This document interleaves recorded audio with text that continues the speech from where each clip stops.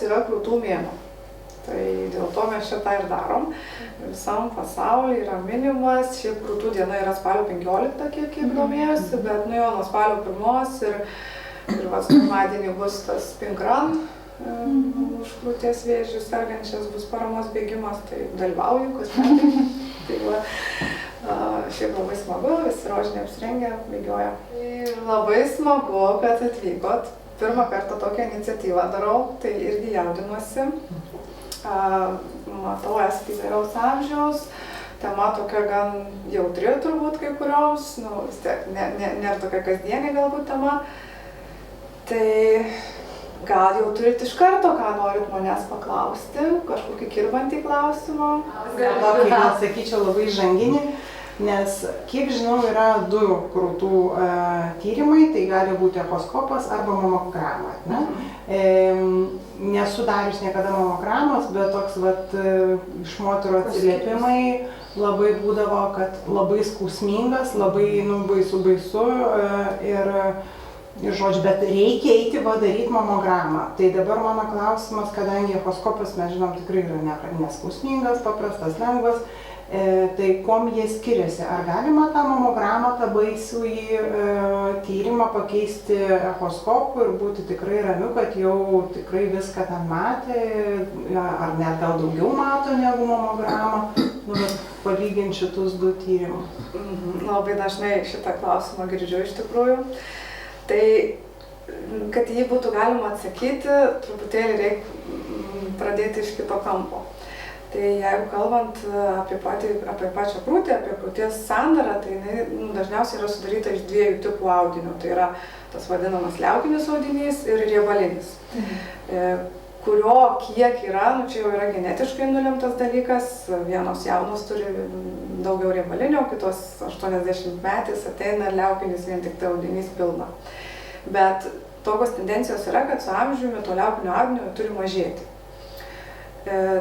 Vėlgi, ne vienodų greičių tai vyksta. Kaip ir pražyla ne visos vienodų metu ir to paties amžiaus, tai lygiai tas pats yra su tuo liaukiniu audiniu. Taip ir yra dabar 2 tyrimai – echoskopija ir mamograma. Echoskopija yra labiau taip vadinamas jaunų moterų tyrimas, nors man nelabai patinka tas pasakymas, nes čia labai aiškiai amžiaus riba tada brėžia, kas tikrai nėra taisyklė. Tai va, yra labiau jaunesnių moterų tyrimas, kadangi ultragarso metu galim geriau apžiūrėti tą vadinamą liaukinį audinį. Mamograma, jinai yra skiriama šitas tyrimas vyresniem, kadangi jisai geriau įvertina tą riebalinį audinį. Bet nėra taip jau, kad suėjo tam tikra amžiaus riba, liaukinio neliko, iškart vien tik riebalinis, skiriam kažkokį tyrimą. Yra tas pereinamasis laikotarpis, kuris ten trunka 10 ir 20 metų. Ir dažnai tenka šitus 2 tyrimus tarpusavy juos kartu atlikti. Tai reiškia, dažnu atveju, jeigu vyresnį atliekam mamogramą profilaktinę, tada siunčia echoskopijai, tiesiog tai yra kaip papildomas tyrimas. Ir labai dažnai moterys klausia, ar gali nedaryti mamogramos, jeigu daro echoskopiją, tai visgi tai nėra lygiaverčiai tyrimai. Tarkim, kas tai per tyrimas? Kuris mamograma? Mamograma, jis yra paremtas kaip ir rentgeno, minkštų audinių rentgenas, tik tai su ženkliai mažesne spinduliuote negu, tarkim, plaučių nuotrauka. Ir pats principas yra, kad tiesiog yra krūtis suspaudžiama ir 2 kryptim padaromos nuotraukos. Vienos ir kitos krūties, iš viso 4 nuotraukos. Ir tuomet radiologas jau vertina tas nuotraukas ir žiūri, ar ten nėra kažkokių pakitimų. Jeigu pas moterį yra likę liaukinio audinio, jeigu jis yra tankesnis, mamografas nemato ir negali tų plotų įvertinti. Dėl to visą laiką rašo, kaip ir nieko nematau, bet rekomenduojamas echoskopinis tyrimas. Vien tam, kad echoskopu galėtume apžiūrėti būtent tą liaukinį audinį, ar ten nesislepia kažkokie negeri dalykai. Jeigu mes atliekam tik echoskopiją, kalbant apie tą profilaktiką, mes negalim irgi visko pilnai įvertinti, nes jeigu yra didesnė krūtinė, tai tiesiog sudėtingiau yra techniškai tą padaryti. Arba jeigu yra to riebalinio audinio daugiau, kitas dalykas, negalim įvertinti ultragarsų, tarkim, mikrokalcinatų, kurie irgi neša tam tikrą informaciją apie būklę.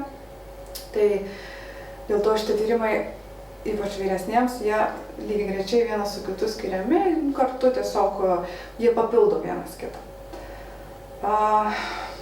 Žinau, kad neretai moterys iš tikrųjų pasako, kad yra skausmingas tyrimas mamograma.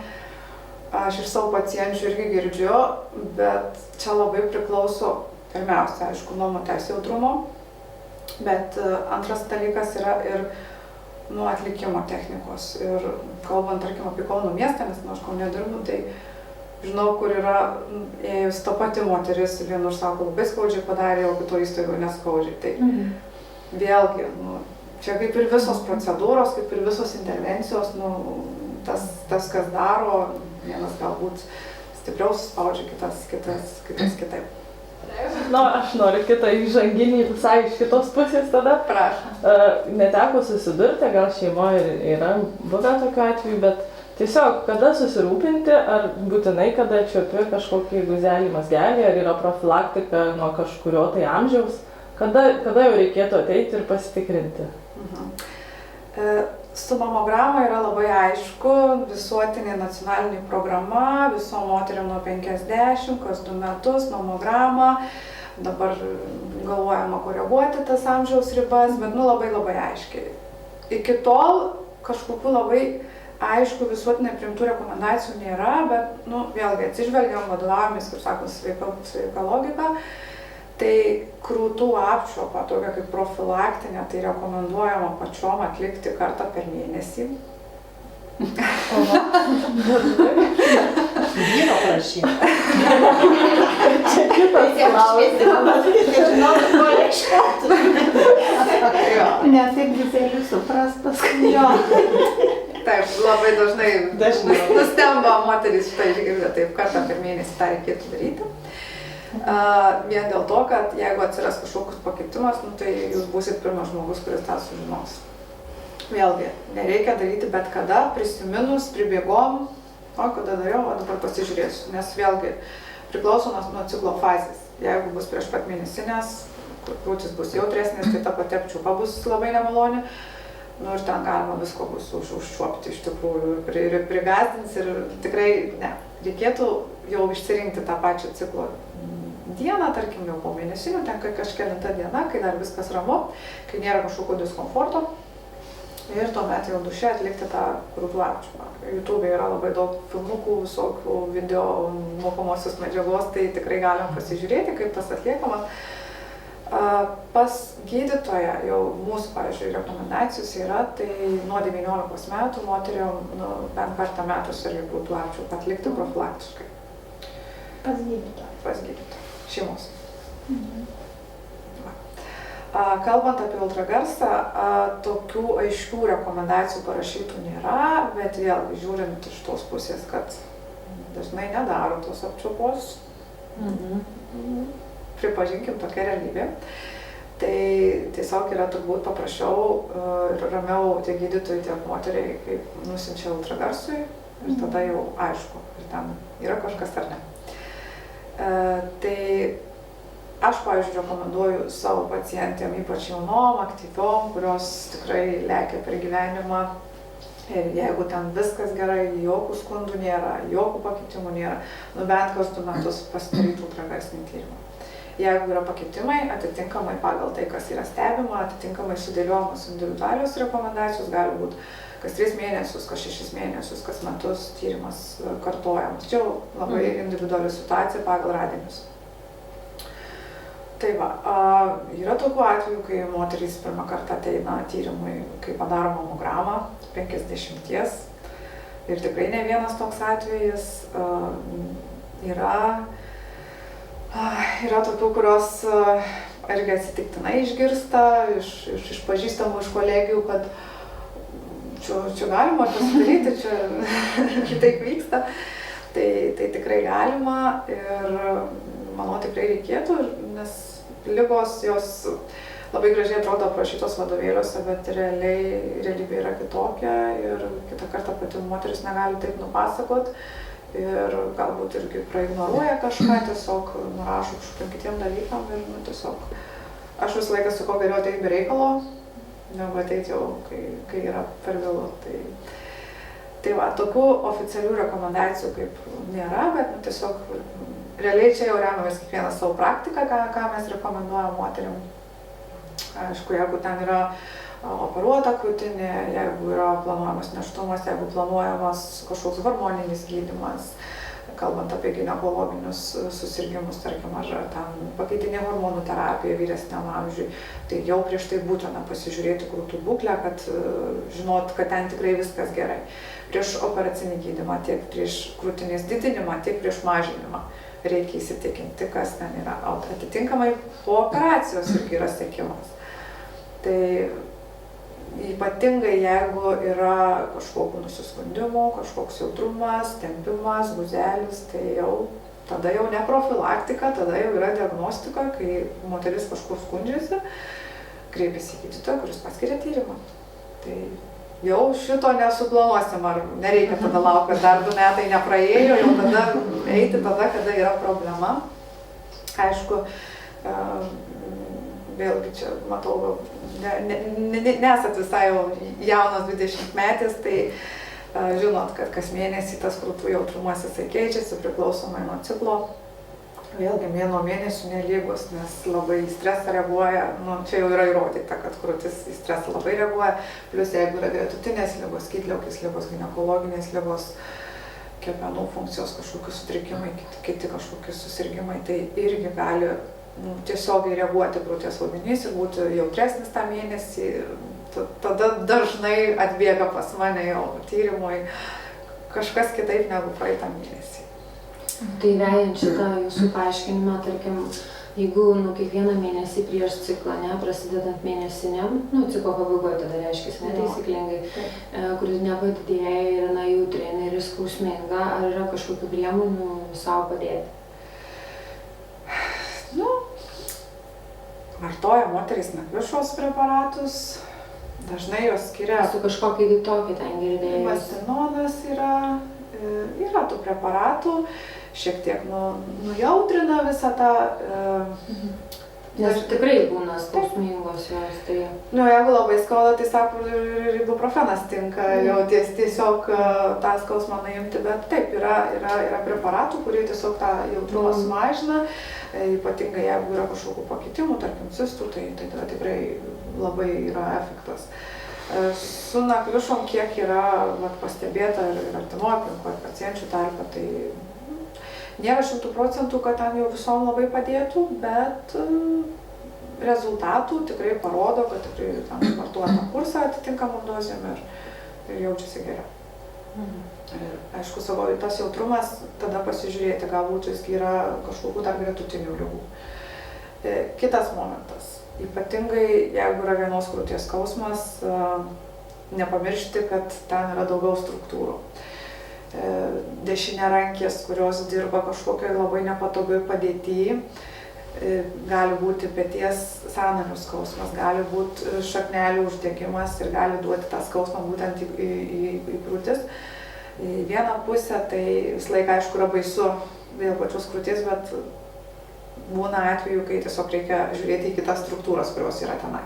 Tai pasižiūrim tada krūtų, tarkim, tyrimą, jeigu ne, tuomet žiūrim, nes ypatingai odontologių padėtis tokia yra, tai sako, tikrai labai dažnai yra tas nusiskundimas. Tai visą laiką reikia nepamiršti, kad gali būti kažkokia ir kita priežastis to skausmo. Ypatingai, jeigu tai yra vienpusis. Nes jeigu abiejų krūtų skausmas, tai labiau sisteminis kažkoks dalykas negu... Prieš ciklą jautresnis, skausmingesnis. Yra kokių simptomų šalia, ne? Jeigu aš nejaučiu to guzelio, bet sakom, jeigu yra organizme kažkokie simptomai, tai labiau atkreipti dėmesį į būtent šitą riziką. Ar susiję su kažkokiais dar papildomais gal simptomais? Bendriniais simptomais, tai galim visko prigalvoti, bendras silpnumas, svorio mažėjimas, neaiškios kilmės pakitimai kraujo tyrimuose, tarkim, ten anemija ar kažkokie kiti rodikliai. Tai čia tokie nespecifiniai galbūt, bet jeigu kalbant apie kažkokius rimtesnius krūtų susirgymus, tai ne tik guzelis, bet gali būti ar skausmas, ar išvaizdos pasikeitimas, formos, dydžio pasikeitimas, odos spalvos pasikeitimas, tarkim, gali Taškeliai, šašeliai. Jo, tarkim, tokia kaip apelsino žievelės, atrodo tokia infiltruota netgi, nu, kad suprasti, tokia kaip pakaitinta, tokia paraudusi ta oda, tarkim, kažkoks kaip uždegimo požymė ar ne. Ar ten spenelio formos pasikeitimas, įtraukimas, kažkokios kraujingos išskyros. Šitie dalykai irgi jie labai verčia atkreipti dėmesį, nebūtinai čiuopti kažkokį guzą jau tokį kaip fizinį, nes jeigu yra didesnė krūtinė ir tarkim, jeigu darinys yra giliau, tai tada tikrai galbūt, neturint įpročio ir patirties, galima tikrai pražiūrėti, bet reikia atkreipti dėmesį ir šitus dalykus. Ir jeigu mes darom krūtų apčiupą, tai kartu yra ir periferinių limfmazgių apčiupa, tai reiškia pažastų limfmazgiai. Tai jie irgi gali signalizuoti. Pavyzdžiui, jeigu jaučiat patinimą pažastį, tai irgi yra pirma mintis, kad reikia krūtų tyrimų. Tai aišku, limfmazgiai gali sureaguoti ir į bendrinę infekciją, tarkim, ar tam tatuiruotės darytos toj rankoje, ar kažkokios žaizdos. Tai čia ne vienintelė priežastis, bet jeigu kalbant apie krūtų sveikatą, tai taip, limfmazgiai irgi yra svarbu. O ką pasakytumėt moteriai, kuri apsičiupinėjo kažkokį nedėlį rado, palauksiu, kol praeis. Tiesiog savo tai pasako ir gal dabar yra, o kitą mėnesį gal nebus. Čia gal koks nors spuogas ar kažkas, ar vis tik verta laukti. Jeigu ta moteris jau bendrautų su manim ir aš išgirčiau žodžius, tai aš jai pasakyčiau, gal pasižiūrim. Ir tada ramiai galėsim tą mėnesį gyventi. Aš čia manau tiesiog tokia darbo specifika, kad ir man pačiai tada ramiau. Nes man tada tą mėnesį nereikės galvoti apie tą moterį, kaip ten jos tas guzelis visgi, kaip čia reikėjo pasielgti. Tai pasižiūrim, ramu, pamirštam, arba jeigu kažkas yra, imamės veiksmų. Tai kuo greičiau pradės aiškinti situaciją, tirti tuo ir gydymą. Taip, dažniausiai kas atveja, tai skausmas. Skausmas ir kažkoks užčiuoptas darinys. Bet dar darinys, tai dar jeigu pagalvoja, palauksiu, tai skausmas jau tada atbėga. Tai vėlgi, ne vien mano čia yra pastebėjimas, kad irgi krūtų echoskopija rekomenduojama irgi po mėnesinių daryti. Tai vėlgi tada nurimsta tas audinys, pats tyrimas netoks skausmingas, nes būna tikrai irgi neina prisiliesti ir tarkim tas pats audinys jisai yra toks paburkęs ir tada taip irgi žiūri, galvoju, kaip čia ateina po mėnesinių, viskas ramu, nėra prie ko kabintis. Tai irgi net ir jeigu planinė ta echoskopija reikėtų paplanuoti po mėnesinių. Kaip pas ginekologą planuojam pagal ciklą, tai čia irgi reikėtų pagal ciklą paplanuoti, jeigu O čia kaip čia reiktų paplanuoti, nes pirmas girdžiu tokį terminą. Po mėnesinių. Po mėnesinių, jo. Nurimsta krūtų audinys ir tada jau galima daryti. Aišku, per mėnesinės galima ir prieš, čia man tai jokio skirtumo, aš galiu padaryti, bet tiesiog pats tyrimo informatyvumas ir patogumas moteriai. Tai žiūrėjau ir pas ginekologą, ir dėl krūtų. Geriau po Pirmą mėnesinių. Savaitę, pavyzdžiui, Jo. iki 50 dienos. Aš jau ten taip tiksliai jau nežiūrim ten tų dienų, bet jau pagal savijautą realiai. Jau jūs ten geriau save žinot, tarkim, kuriai nuo vidurio ciklo jau prasideda, kuriai galbūt ten 3 dienos prieš. Tik tai prasideda diskomfortas, tai dar ir tas yra. Dažniausiai žiūri, kada taloną gavai. Taip, čia yra geras pastebėjimas, dėja taip. Ir tada ateina ten, yra atvejų, kur, tarkim, didesnės eilės ateina, jau sako, man nieko nėra, viskas jau man gerai, jau man praėjo. Tai yra tokių variantų. O kokios tos liūdnos pasiekmės būna? Liūdnos pasiekmės. Krūtinę reikia šalinti. Tai jeigu yra tyrimų metu nustatomi piktybiniai pakitimai, tai vėlgi sprendžia mamologai, onkologai, jau specializuoti gydytojai, atitinkamai pagal tą vaizdą matoma, priima sprendimą, koks gydymas, operacinis, chemoterapija. Čia jau individualiai sprendžia pagal kiekvieną atvejį. kokios apimties ta operacija būna, kaip toliau viskas, tai čia tiesiog labai individualu. O sakykit, jeigu, tarkim, pas mamą buvo, tarkim, šalino spenelį, tai reiškia ir pas mane gali būti, ar nebūtinai? Šiaip, jeigu artimos eilės giminėms yra būtent nustatyta krūtų onkologinių susirgymų, tai rekomenduojama dukroms, anūkiams tirtis, žiūrėti vien dėl to, kad jeigu tai yra genetiškai perduodama, tai ta tikimybė yra didesnė. Močiutei nebuvo, mamai, tarkim, nuo streso pašalino, dabar viskas gerai, tarkim, mes galim profilaktiškai pasižiūrėti. Nebūtinai, tarkim, gali būti, kad nebus, ar... Gali būti, kad ir nebus, bet jeigu yra tam tikrų genų mutacijos, tai tada yra didelė tikimybė, kad yra perduodama. Jeigu nustatytas krūtų vėžio atvejis, tai būna tyria tuos genus ir jeigu yra nustatytas teigiamas genas, tada dukros, anūkės irgi gali kreiptis, genetikai tyria šitus dalykus ir tada jau žino, kad turi, tarkim, didesnį riziką, atitinkamai ne tik krūtų tyrimas yra skiriamas, bet ir jau pas ginekologą ir jau tuomet krūtų tyrimas profilaktinis yra krūtų MRT. Minėjot, kad stresas yra vienas iš tų veiksmų, kas gali įtakoti apskritai, ar galbūt atsiradimą, nežinau, mitybą, gyvenimo būdas. Yra, rūkymas turi įtakos, aplamai visas gyvenimo būdas, kaip ir visom onkologiniam ligom. Svarbu labai yra, kūdikių žindymas yra labai svarbu, yra pastebėta, kad žindant kūdikį 12 mėnesių bent jau 4% mažėja tikimybė. Tai jeigu yra vaikas ne vienas, tai sumarėlė, O jeigu, pavyzdžiui, 2 metus, tai tada 8%. O aš skaičiuoju, kiek čia tų tai aš procentų. sakau, sumarė vaikus visus sudėti. ne, tai jau paskui 2 metai jau netiek mažina tą riziką, bet tie pirmieji metai yra labai svarbu ir nors žindymo naudų yra daugiau, bet čia viena jau iš tų naudų mamai. Kodėl, sako, jau reikia galvoti. O kiek vaikų tiek plisuojasi? Taip, su kiekvienu, jeigu 4 vaikai, tai po 12 mėnesių, tai 4 x 4, 16. Ir sako, kad kas 5 metai būtų gerai gimdyti, bet... Bet jeigu 12 neištraukti, tai tada jau viskas, ar ne? Ne tai, kad viskas, bet ar tikimybė mažesnė. Bet dažniausiai turbūt būna jau tas arba tam pradžioj visai tik tai trumpai ir jeigu užsiveda, tai jau paskui kitų metų jau tam gaunas, sekasi.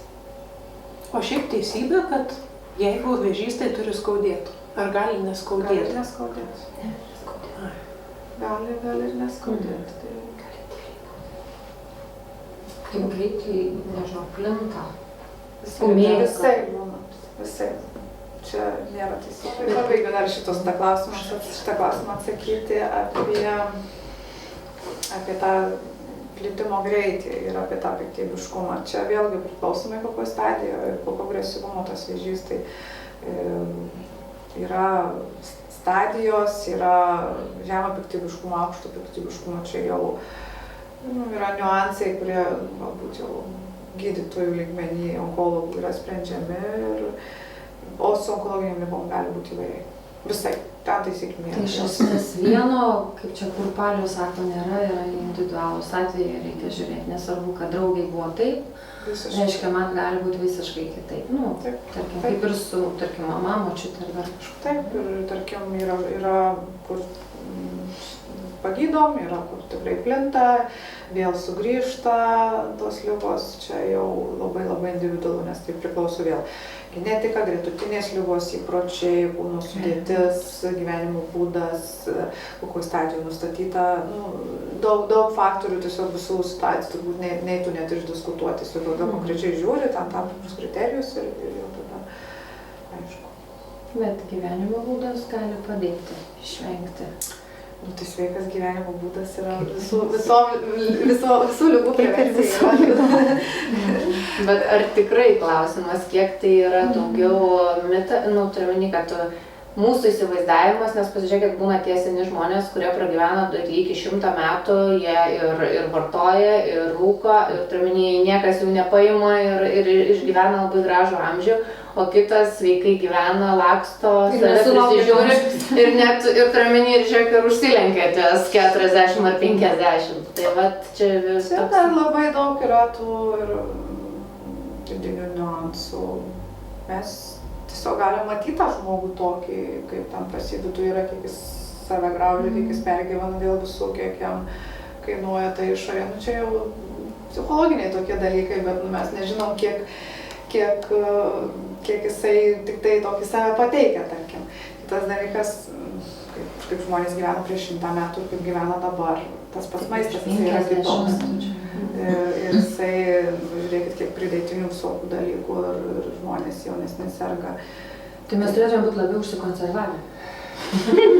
Konservantų ilgiau Nes sveikatas savo. Nes dabar gyvenimo tempas tai yra toks, kad mes turim pagalbinės priemonės viskam, bet mes vis tiek niekur nespėjam. Kai prieš 100 metų jie visai kitaip gyveno, žinojo savo ten darbelius, jos pasidarydavo, galbūt fiziškai sunkiau pavargdavo labiau, bet visai kitas buvo gyvenimo tempas. Dopaminų narkomanai. Nes jeigu lėtai kažkas vyksta, viskas jau blogai mano gyvenime, man depresinas iš tikrųjų. Reikia veiksmų. Tai va čia jau, gyvenimo būdas, stresas, taip toliau, tai va, teisingai. Taip, tai čia aišku, čia yra nepamatuojami dalykai, čia tiesiog jau iš tos kitos pusės kalbant, kad tai turi įtakos, kiek tai turi įtakos. Čia labai gera mintis buvo, kad tas sveikas žmogus parodo, iš tikrųjų čia labai gilu yra ir, atrodo viskas gerai, ten jau. Tai gal kartais geriau už neatsipalaiduot kažką. Taip, atsipalaiduoja. Balansas. Taip. Tai ką, ačiū Kristina. Gal jeigu dar turėsit kažkokių klausimų individualiai. Jo, tai būtų jau per tyrimą.